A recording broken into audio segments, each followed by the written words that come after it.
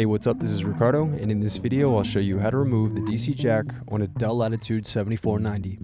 If you're looking for parts for this laptop, go to our website and use this coupon for a 5% off discount.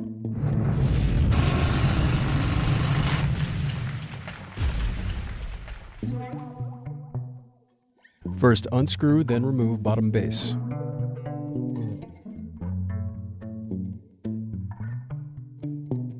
Then unscrew and disconnect battery.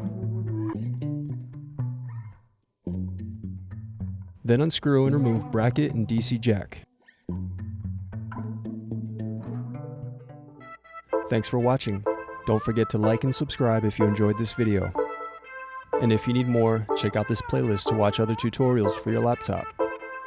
You can also click here to find parts for your laptop at partspeople.com.